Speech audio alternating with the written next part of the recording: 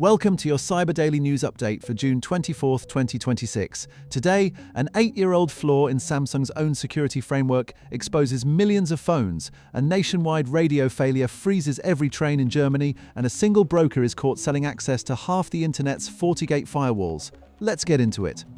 Our top story.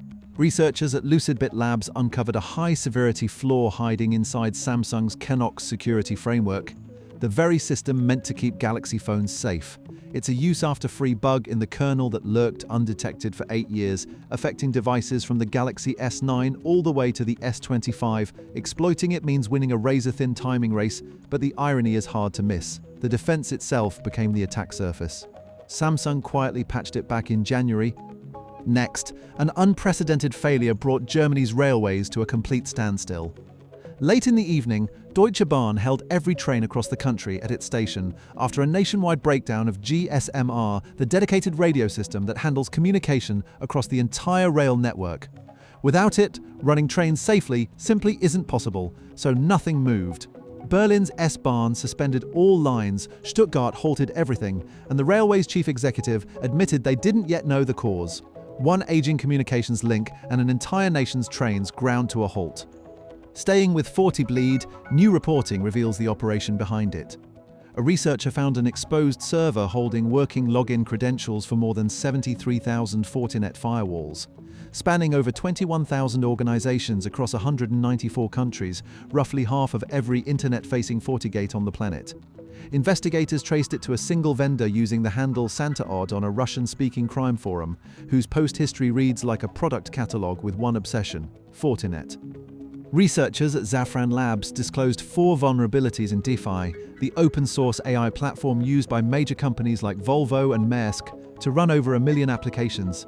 2 of the flaws are critical, 2 require no authentication at all, and 3 carry cross-tenant impact, meaning one customer's private data, documents, and AI conversations could be read by another. The most severe lets an attacker quietly wiretap an application's messages and responses, building a persistent channel to siphon off everything that flows through it. Getting in required nothing more than signing up. Over in Japan, telecom giant KDDI disclosed a major breach that may have exposed up to 14.2 million email addresses and passwords.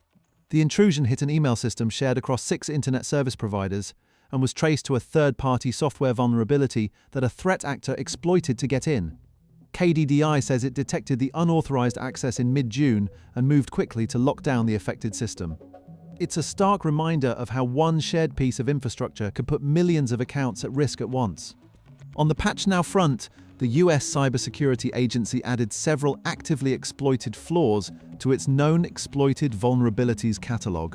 Among them, a code injection bug in a Lantronix device that lets attackers run commands with full root privileges, and a trio of weaknesses in Ubiquiti's UniFi operating system, covering improper access control, path traversal, and input validation.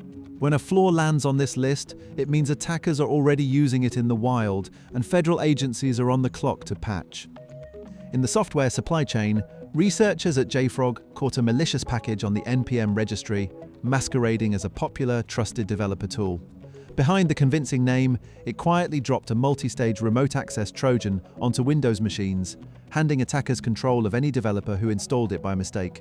It's the latest example of typo squatting, where a single misplaced character in a package name can open the door to a full system compromise. And on the defensive side, OpenAI expanded its Daybreak initiative with a full release of a cyber-focused model aimed at helping defenders patch software flaws faster. The move lands amid a wave of stories about AI lowering the bar for attackers and signals a growing push to turn the same technology toward defense, closing the gap between when a vulnerability is found and when it's fixed. That's a wrap for today's Cyber Daily News. You'll find CVE numbers and links to every story in the show notes. If today's briefing kept you in the loop, be sure to subscribe so you never miss what's moving in cybersecurity. Catch us on YouTube and your favorite podcast platform, and we'll see you next time.